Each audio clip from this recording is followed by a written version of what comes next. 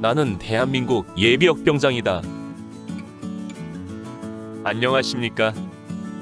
1980년대 모공시절 군대 이야기를 나누는 예비역병장입니다. 오늘도 저의 옛날 군대 이야기와 함께 추억여행 떠나시죠. 나의 병장 시절 10번째 이야기. 사단 AOP 경계 파견. 9. AOP에서의 생활. 4번째. 나는 군대에서의 3번째 겨울을 보내고 있었습니다. 그것도 겨울의 중심이라고 할 수 있는 1월달을 가장 혹독한 환경에 사단 AOP에서 보내게 된 것입니다. 강원도 겨울하면 눈과 추위가 생각나기 마련인데 우리가 파견 생활하는 동안 다행히 폭설은 없었습니다. 간간히 바람에 눈이 섞여 흩뿌리기는 했지만 많이 쌓일 만큼 내리지는 않았던 것입니다.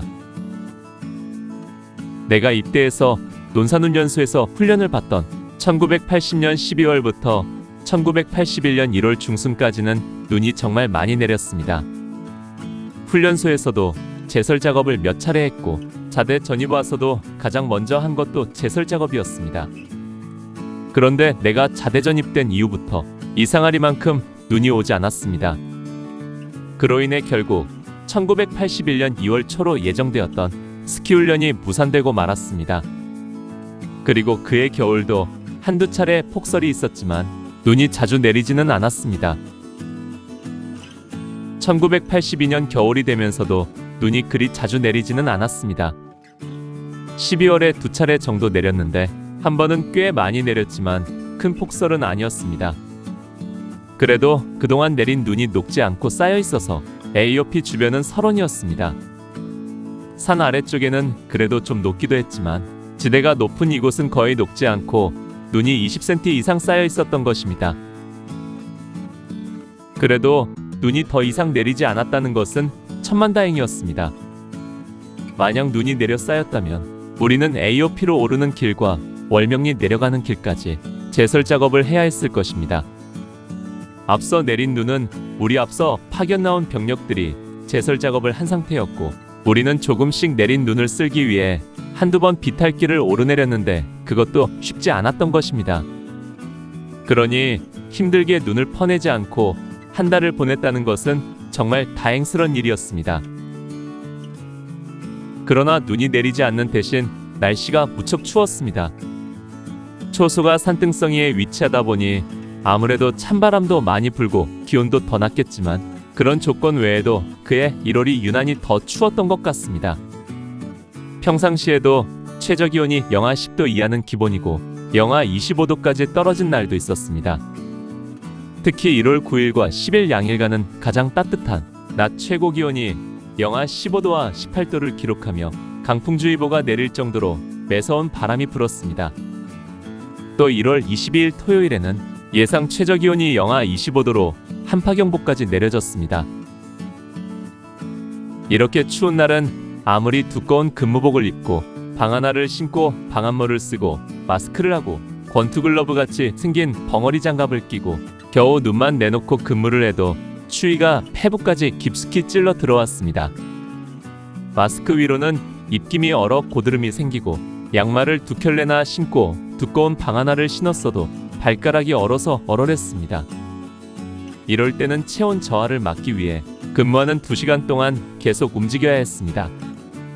그러다 보니 군대 생활하는 동안 동상은 항상 달고 살아야 했습니다. 그나마 우리들 내무반이 지하에 있다는 것이 다행이었습니다.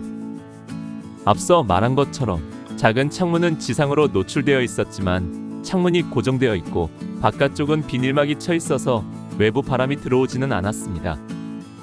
그 창문은 자연채광으로 내무반을 밝혀주는 역할을 했습니다.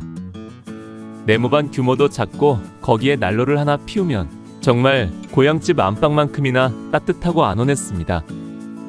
물론 병장인 내가 느끼는 것과 쉬지 않고 움직여야 하는 졸병들이 느끼는 감정은 다르겠지요.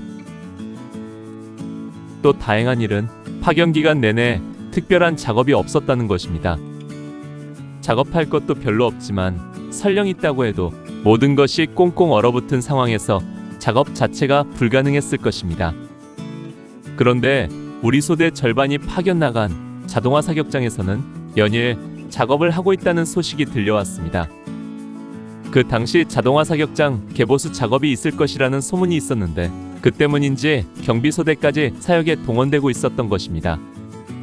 그에 비하면 우리 AOP는 꽃보직이었습니다. 굳이 작업이라면 다 사용한 기름통을 굴려서 헬기장까지 갖다 놓는 것 정도였습니다. AOP에서는 기름을 사용하는 곳이 몇 군데 있었습니다. 먼저 취사하는 데 사용하였고 식당 난로와 통신병 사무실과 내무반 그리고 우리 경비소대 내무반 난로에서 기름을 사용하는 것입니다. 빈 기름통은 일주일에 한 통 정도 나왔고 이것을 모았다가 파견 끝나기 직전에 헬기장으로 굴려다 쌓았습니다. 그리고 파견 종료를 일주일 앞둔 1월 20일과 21일 이틀에 걸쳐 내무반과 1층 행정반 벽에 도색 작업을 했습니다. 아마 1년에 한 번씩 도색 작업을 하는데 우리가 걸린 것 같았습니다. 중대 인사계가 수성 페인트와 붓 등을 산 아래까지 가지고 왔고 사역병 서너 명이 내려가서 들고 올라왔습니다. 그리고 첫날인 20일에는 우리 경비소대 내무반 도색을 했습니다. 먼저 오전에 모든 물품을 한쪽 침상으로 모으고 페인트 칠을 한 다음 다 마른 뒤에 오후에는 다른 쪽을 칠하는 방식으로 진행했습니다. 내무반이 작아서 페인트 칠하는 시간은 오래 걸리지 않았는데 사실 벽을 바르는 일보다는 나중에 바닥에 떨어진 페인트 자국을 지우는 것이 더 힘들었습니다. 다음 날인 21일에는 1층 통신대 사무실과 내무반 도색을 했습니다.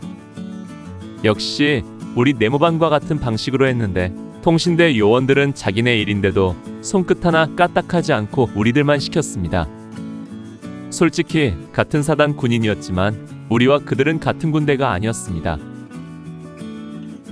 아무튼 AOP에서의 파견 생활은 추위와 물이 부족하다는 것 빼고는 한 달 동안 세상 시름 잊고 지낸 세월이었습니다. 이 또한 육군병장이 누릴 수 있는 호사였겠지요. 만약 여름철에 이런 곳에서 파견 생활하면 피서가 따로 없을 것 같다는 생각에 계절이 아쉬울 뿐이었습니다.